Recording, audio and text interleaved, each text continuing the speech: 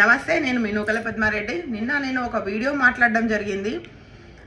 ప్రధానమంత్రి నరేంద్ర మోదీ గారికి కృతజ్ఞతలు తెలియజేస్తూ కులగణనకు సంబంధించి. అయితే మీరు రెడ్డి ఉమెన్ ఒక కుల సంఘ అధ్యక్షురాలుగా మీరు ఉన్నారు కాబట్టి, భారతీయ జనతా పార్టీలో మీరు ఉన్నారు కాబట్టి కృతజ్ఞతలు తెలియజేశారని చాలామంది నాకు డీమ్స్ చేశారు, మెసేజ్లు చేశారు, కాల్ చేశారు. అయితే నేను చెప్పాలి అనుకుంటున్నది ఏంటి అంటే, నాకు చాలాసార్లు చెప్పాను, మళ్ళీ చెప్తున్నాను. నాకు రెండు కళ్ళు. బీజేపీ ఒక కన్ను అయితే రెడ్డి ఉమెన్ అసోసియేషన్ ఇంకొక కన్ను. ఖచ్చితంగా రెండింటిని బ్యాలెన్స్ చేస్తూ ముందుకు వెళ్ళాలన్నది నా ఆలోచన. అక్కడ కులగణన జరగాల్సిన అవసరం ఎంతైనా ఉంది అని చెప్పడం జరిగింది. ఖచ్చితంగా ఉంది కూడా. మాట్లాడతాను, దాని గురించే మాట్లాడాలి కూడా మనం. ఎందుకంటే మన కాలనీలో మన పక్క కాలనీలో రోడ్లు బాగు చేస్తారు, కరెంట్ లైట్లు పెడతారు, చెత్త లేకుండా నీట్ చేస్తారు, అన్నీ చేస్తారు. మరి కాలనీలో ఏమీ చేయకపోతే అందరికీ ఎవరికి వాళ్ళు మాకేంటిలే అని ఊకుంటే మరి మన కాలనీ ఎలా బాగుపడుతుంది?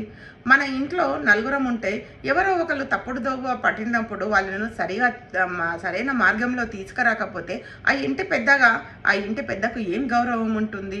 ఇదే విధంగా ఒక కాన్స్టిట్యున్సీని తీసుకోండి, ఒక జిల్లాని తీసుకోండి, ఒక రాష్ట్రాన్ని తీసుకోండి, ఎక్కడ అన్యాయం జరిగినా మాట్లాడాల్సిన అవసరం ఉంది.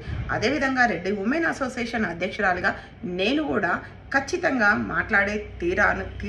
మాట్లాడతాను. ఎందుకంటే మనం ఈరోజు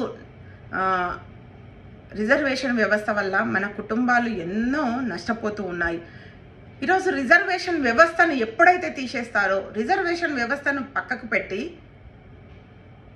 ఒక ఆర్థిక వ్యవస్థను, ఒక ఆర్థిక స్థితిగతులను పట్టి రిజర్వేషన్ని తీసుకొస్తే ఖచ్చితంగా ఆ రోజు నేను నా పద్మారెడ్డి అనే పక్కన రెడ్డి అని ఉంటుంది కదా, అది మాత్రం తీసేసుకొని నూకల పద్మాని పెట్టుకోవడానికి కూడా నేను రెడీగా ఉన్నాను. నేను అడుగుతున్నాను, రిజర్వేషన్స్ బీసీలకు, ఎస్సీ ఎస్టీలకు ఇవ్వద్దు అని నేను చెప్పట్లేను, వాళ్ళకు వర్తించొద్దు అని నేను అనట్లేను. కానీ వాళ్ళలో కూడా ఐఏఎస్లు చదివిన వాళ్ళు ఉన్నారు, ఐపీఎస్లు చదివిన వాళ్ళు ఉన్నారు, పోలీస్ ఆఫీసర్స్ ఉన్నారు, తర్వాత ఎమ్మెల్యేలు ఉన్నారు, ఎంపీలు ఉన్నారు, మంచి పొజిషన్లో ఉన్న వాళ్ళు ఉన్నారు కదా. మరి వీళ్ళందరికీ రిజర్వేషన్స్ అవసరం అంటారా? మరి దాని గురించి మాట్లాడకపోతే, అన్యాయం జరుగుతూ ఉంటే ఎవరో ఒకరు ముందుకొచ్చి మాట్లాడకపోతే భవిష్యత్తులో ఇది ఇలాగే కంటిన్యూ అయితే మరి ఏం జరగనుంది? ఒక్కసారి ఆలోచిస్తున్నారా ఎవరైనా? అందుకే పిల్లలకి కూడా, స్కూల్కి పోయే పిల్లలు, కాలేజ్ పోయే పిల్లలకి కూడా ఈ రిజర్వేషన్ వ్యవస్థ ఎందుకంటారు? చదువుల్లో కూడా ఎందుకు? ఎవరి టాలెంట్ వాళ్ళది కదా, చదివిన వాళ్ళకి చదివినంత కదా. ఈరోజు పిల్లలు ఏదైనా కాంపిటేటివ్ ఎగ్జామ్స్కి వెళ్ళినప్పుడు, అమ్మ నా ఫ్రెండ్కు తక్కువ మార్కులు వచ్చాయి, వాడికి వచ్చిందమ్మా సీటు, నాకెందుకు రాలేదమ్మా అని అడిగినప్పుడు ఆ తల్లిదండ్రుల బాధ వర్ణనాతీతం. ఇలా ఎన్నో సమస్యలు ఉన్నాయి. మరి ఆ సమస్యల గురించి మనం మాట్లాడనక్కర్లేదా? కాబట్టి ఏ రోజైతే, ఖచ్చితంగా మళ్ళీ చెప్తున్నాను, ఏ రోజైతే రిజర్వేషన్ వ్యవస్థ కులాలతో సంబంధం లేకుండా ఆర్థిక స్థితిగతులను బట్టి ఎప్పుడైతే ఈ రిజర్వేషన్ని తీసుకొస్తారో ఖచ్చితంగా అప్పుడు ఈ కుల గజ్జి అనేది పోతుంది, ఈ కులం అనేది పోతుంది అని నేను ఖచ్చితంగా చెప్పగలను. ఆ రోజు నేను నా అసోసియేషన్నే కాదు, నా పక్కన ఉన్న పేరు రెడ్డి అని కూడా తీసేసుకోవడానికి నేను రెడీగా ఉన్నాను, సిద్ధంగా ఉన్నాను. నేనే కాదు, చాలామంది కూడా. ఇక రాజకీయం గురించి మాట్లాడితే, రాజకీయాల్లో చాలామంది అంటూ ఉంటారు, నేను కూడా భారతీయ జనతా పార్టీ కండువా వేసుకోవద్దు, మీరు అసోసియేషన్ ఎందుకు వేసుకోవద్దు, ఎందుకు వేసుకోకూడదు, ఎందుకు వేసుకోరు అంటే, ఎందుకు వేసుకోరు నేను చెప్తాను. కండువా వేసుకుంటే ఆ పార్టీకి మాత్రమే పనిచేయాలి. కండువా వేసుకోకపోతే ఎలక్షన్స్ రాగానే ఏ పార్టీ మీటింగ్ పెడితే ఆ పార్టీకి పనిచేసి వాళ్ళ సొంత లాభాల కోసం ఆలోచించే వాళ్ళు ఎందరో, అందరిని నేను అనట్లేను, అందులో కొంతమంది ఉంటారు. కాబట్టి వాళ్ళు అలా మాట్లాడతారేమో.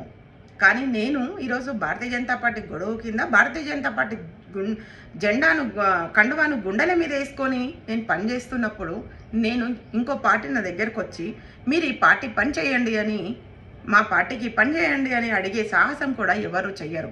ఇప్పుడు కొంతమందిని చూస్తూ ఉంటాము, మీటింగ్స్ పెట్టగానే పొద్దున్నే కాంగ్రెస్ మీటింగ్కి వెళ్తూ ఉంటారు, 200, 500 తీసుకొని. మళ్ళీ మధ్యాహ్నం బీజేపీ మీటింగ్ ఉంటే బీజేపీ మీటింగ్కి వెళ్తారు. సాయంత్రం టీఆర్ఎస్ మీటింగ్ ఉంటే టీఆర్ఎస్ మీటింగ్కి కూడా అదే జనం అదే డబ్బులు తీసుకొని వెళ్తూ ఉంటారు. 3 పార్టీలకు కూడా చూస్తూనే ఉంటాం మనం. ఇదంతా సహజమైన విషయం. వాళ్ళని కూడా మనం తప్పు పట్టలేము. వాళ్ళ పొట్టకూటి పొట్ట తిప్పలు సరే, వాళ్ళ పని వాళ్ళు చేసుకోవడంలో తప్పు లేదు అది.